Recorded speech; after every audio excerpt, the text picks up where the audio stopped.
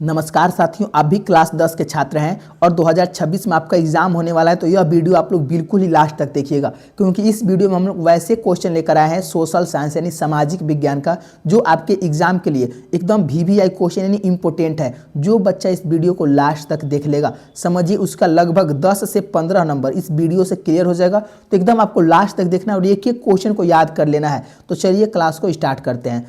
पहला क्वेश्चन देखिए और आप लोग इसका आंसर कमेंट में देकर ही जाना है। तो पहला क्वेश्चन कर रहा है कि सौर ऊर्जा निम्नलिखित में कौन सा संसाधन है। तो आप लोगों को तो मालूम है कि जो सौर ऊर्जा है वह कौन सा संसाधन है। मानवकृत संसाधन है, पुनः पूर्ति योग है, अजैव संसाधन है कि अचक्रीय संसाधन है।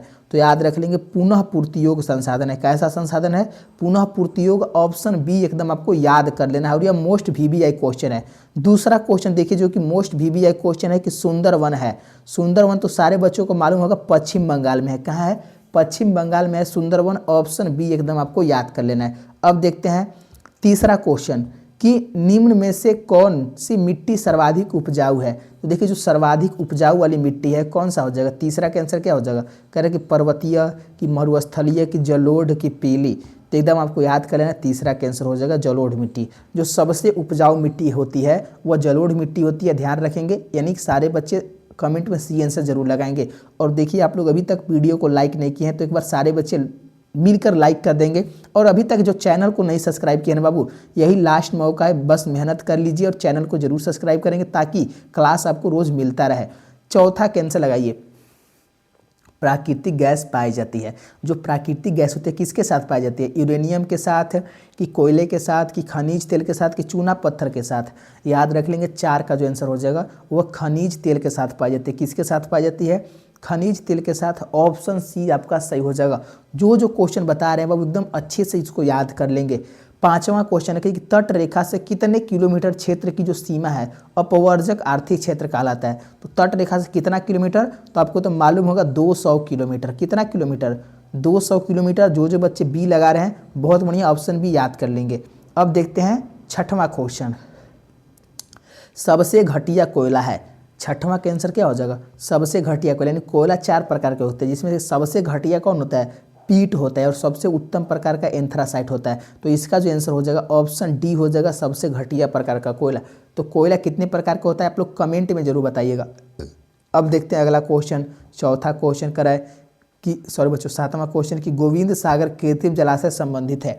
तो जो गोविंद सागर कृत्रिम जलाशय है किससे से संबंधित है? तो भाखड़ा नंगल बांध से है। किससे है? भाखड़ा नंगल बांध से है। ऑप्शन सी सही हो जाएगा। अब देखते हैं अगला क्वेश्चन। जो क्वेश्चन आपको मालूम है उसका आंसर कमेंट में दीजिए, क्योंकि बाबू यही मात्र एक महीने का टाइम बचा हुआ है। अगर अब भी मेहनत नहीं करेंगे ना तो एग्जाम में आपका कुछ होने वाला नहीं। इसलिए चैनल को जरूर सब्सक्राइब कर लेंगे। जो बच्चे कमज़ोर हैं, कमज़ोर बच्चों को हम बोल रहे हैं जिनकी तैयारी नहीं हो पाई है, अभी भी आपको कुछ डाउट है तो चलिए 8 का आंसर लगाइए कि डाकुओं की अर्थव्यवस्था का संबंध किससे है? कर संसाधन के संग्रहण से कि संसाधन के विदोहन से? देखिए जो डाकू थे ना उनका जो अर्थव्यवस्था का संबंध है ना उस संसाधनों के विदोहन से है। यानी ऑप्शन बी सही हो जाएगा। चलते हैं अगले क्वेश्चन की ओर। 9 क्वेश्चन करें कोयला किस प्रकार का संसाधन है। तो ये तो सारे बच्चों को मालूम है कि जो कोयला होता है वह अनवीकरणीय संसाधन होता है। तो ऑप्शन ए सारे बच्चों ने दिया है, बहुत बढ़िया, ऑप्शन ए सही हो जाएगा। चलते हैं 10वां क्वेश्चन कि समुद्री क्षेत्र में राजनीतिक सीमा के कितने किलोमीटर क्षेत्र तक संपदा निहित होती है। तो 19.2 किलोमीटर तक। कितने किलोमीटर तक? 19.2 किलोमीटर। यानी ऑप्शन सी एकदम आपको रट जाना है। चलते हैं 11 क्वेश्चन कि भारत में सबसे लंबा बांध है। याद रखिएगा हीराकुंड बांध जो है ना भारत का सबसे लंबा बांध है। कौन सा बांध है? हीराकुंड बांध। ऑप्शन बी आपका सही हो जाएगा। 11 का क्या हो जाएगा? ऑप्शन बी याद रख लेंगे। चलते हैं 12 क्वेश्चन की ओर। पेट्रोलियम किस प्रकार का संसाधन है? पेट्रोलियम जो होता है अनवीकरणीय संसाधन होता है। कैसा होता है?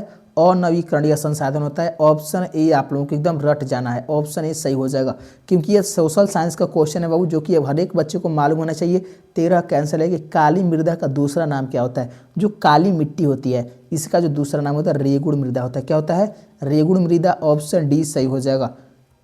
14 क्वेश्चन है करें कि आयुर्वेद का जनक किन्हें कहा जाता है? याद रख लेंगे आयुर्वेद का जो जनक कहा जाता है ऑप्शन बी हो जाएगा चरक को।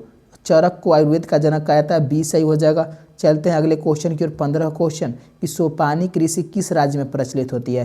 तो दोस्तों सारे बच्चों को मालूम होगा कि जो सोपानी कृषि उत्तराखंड में, कहाँ, उत्तराखंड में प्रचलित होती है। ऑप्शन सी सही हो जाएगा। चलते हैं अगले क्वेश्चन की ओर। 16 क्वेश्चन कि मरुस्थलीय मृदा का विस्तार निम्न में से कहाँ है। तो जो मरुस्थलीय मिट्टी है इसका जो विस्तार है निम्नलिखित में से कहाँ है, तो राजस्थान में है। कहाँ है, राजस्थान में है। ऑप्शन बी आपका सही हो जाएगा। ऑप्शन बी को याद कर लेंगे। चलते हैं अगले क्वेश्चन की ओर। 17 क्वेश्चन कि तारापुर परमाणु ऊर्जा केंद्र है। तो जो तारापुर परमाणु ऊर्जा केंद्र है कहाँ है, महाराष्ट्र में है। कहाँ है, तारापुर परमाणु ऊर्जा केंद्र जो है महाराष्ट्र में है। ऑप्शन डी आपका सही हो जाएगा। ऑप्शन डी आप लोगों को याद कर लेंगे।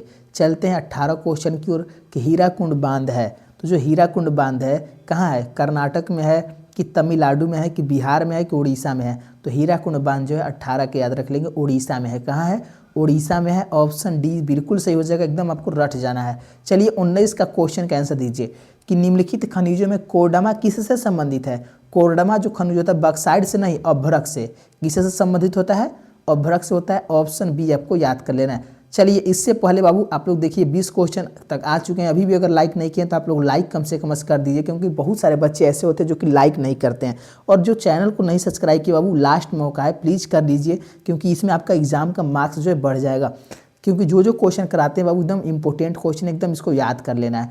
20वां क्वेश्चन जो कि बहुत ही इंपॉर्टेंट है, बताना है आपको कमेंट बॉक्स में कि प्राणियों के शरीर में कितना प्रतिशत जल की मात्रा निहित होती है। तो जो प्राणी होते हैं उनमें 65% जल की मात्रा होती है। कितना होती है, 65% होती है। ऑप्शन डी सही हो जाएगा।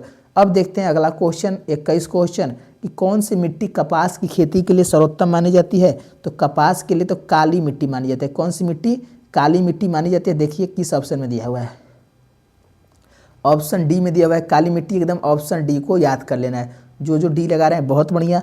अब देखते हैं नेक्स्ट क्वेश्चन 22 क्वेश्चन कर है कि पंजाब में भूमि निम्नीकरण का जो मुख्य कारण है क्या है। तो पंजाब में भूमि निम्नीकरण का मुख्य कारण क्या है, याद रख लेंगे, अधिक सिंचाई है। क्या है, अधिक सिंचाई है। ऑप्शन सी आपका सही हो जाएगा। ऑप्शन सी को याद कर लेंगे। चलते हैं 13 क्वेश्चन की ओर कि भारत में लगभग कितने करोड़ हेक्टेयर भूमि का क्षरण हो चुका है। तो भारत में कितने करोड़ हेक्टेयर भूमि का क्षरण हो चुका है। 23 के आंसर क्या हो जाएगा, 23 के आंसर हो जाएगा ऑप्शन बी। 13 करोड़ हेक्टेयर भूमि का क्षरण हो चुका है। कितना, 13 करोड़ हेक्टेयर भूमि का। ऑप्शन बी बिल्कुल सही हो जाएगा। ऑप्शन बी को याद कर लेंगे। चलते हैं 24 क्वेश्चन करें कि लौह अयस्क है। जो लोहा होता है ना वह अनवीकरणीय संसाधन होता है। कैसा होता है, अनवीकरणीय होता है। एकदम इसको रट जाना है। चलिए 25 का आंसर दे दीजिए कि देश के बांधों को किसने भारत का मंदिर कहा था।